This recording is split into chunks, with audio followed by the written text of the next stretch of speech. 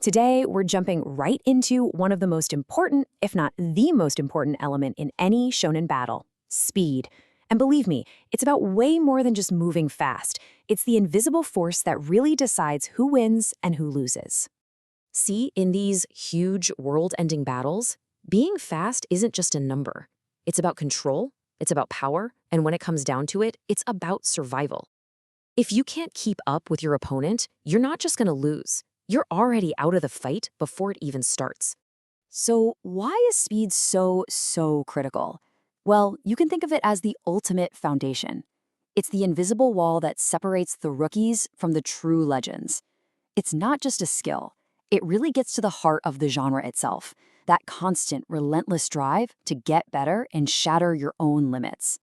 I mean, speed completely dictates the rhythm of a fight. It's what lets a character control where they are, lets them get that crucial first hit in, and helps them dodge what would otherwise be a final blow. But more than that, whenever you see a character get a big speed boost, you know it's a sign of a massive leap forward in their power and their mastery. And this brings us to a really cool idea: speed as a stat check. Think about it, right? If you can't even see or react to what your opponent is doing, what good is all your strength? What good are all your special techniques? They're totally worthless. In any high-level shonen fight, speed is the first hurdle you have to clear. But here's where it gets interesting. Not all speed is created equal. And you know, shonen storytelling gets surprisingly deep with this stuff. It breaks speed down into 4 different categories, and a character has to have all of them working together to be truly unstoppable. Okay, so let's break this down. First, you've got battle speed. That's how fast your attacks are, like Rock Lee's crazy flurry of kicks. Then there's movement speed, which is all about getting around the battlefield, like Minato's flying Raijin. Next up is reflex speed. Think Goku's Ultra Instinct, where he's dodging without even thinking. And finally, perception speed, which is all mental. It's Killua analyzing 10 different threats at the same time. You gotta master all 4 of these to be truly elite. It's not just about how fast you move, it's about how fast you think. So how does all this theory actually translate into those epic, jaw-dropping moments we all love?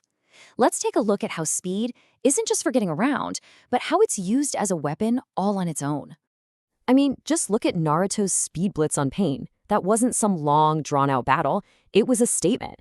Naruto moved so unbelievably fast that Pain, an incredibly powerful villain, couldn't even begin to put up a defense. It just goes to show you, victory often comes down to being faster than your opponent can even register that you're a threat. And this is where the psychological game really begins. You know, techniques like the flash step in Bleach, they're not just about getting from point A to point B. They're about completely shattering your opponent's confidence, making them doubt what they're even seeing. It's the ultimate flex, turning simple movement into an absolutely overwhelming advantage. But hey, speed isn't always about just one person moving like a blur. It can get tactical.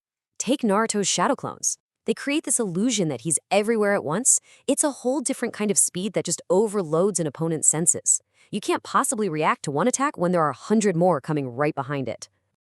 Which leads us right into our next big point. In shonen, when a character gets faster, it's one of the clearest, most hyped-up signs that they've hit a totally new level of power. Because when a hero gets that big speed boost, it's not just about their legs moving faster. It's a sign that they've sharpened their mind, their instincts, their decision-making. Everything is faster. It's a total system upgrade. And man, the difference is just night and day. A character goes from being defensive, always reacting, and totally vulnerable to suddenly dominating the entire fight. They're not playing catch-up anymore. They are setting the pace, and their opponent is the one left struggling in the dust.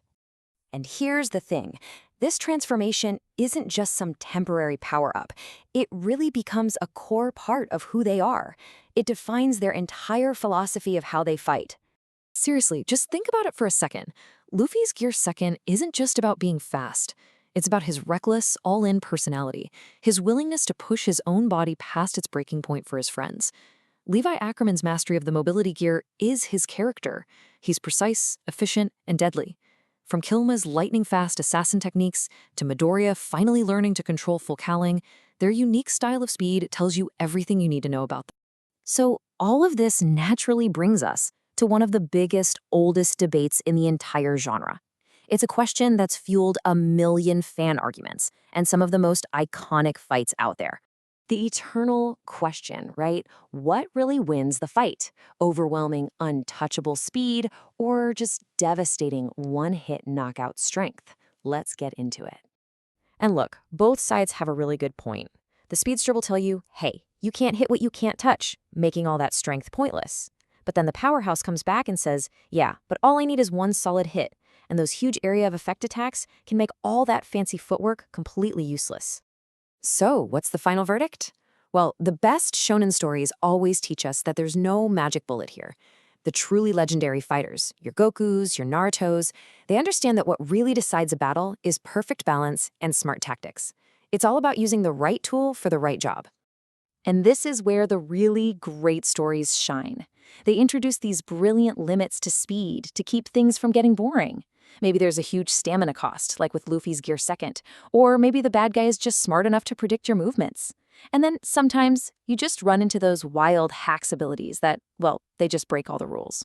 So in the end, speed is so much more than just a number on a power scale. It's the rhythm of shonen action. It's the thing that keeps us on the edge of our seats. It's the ultimate symbol of growth for our favorite characters.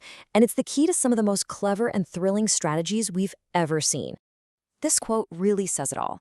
In the economy of shonen power systems, speed is the currency of victory. It's what buys you options, it buys you control, and yeah, ultimately, it buys you the win. Which leaves us with one last thing to chew on.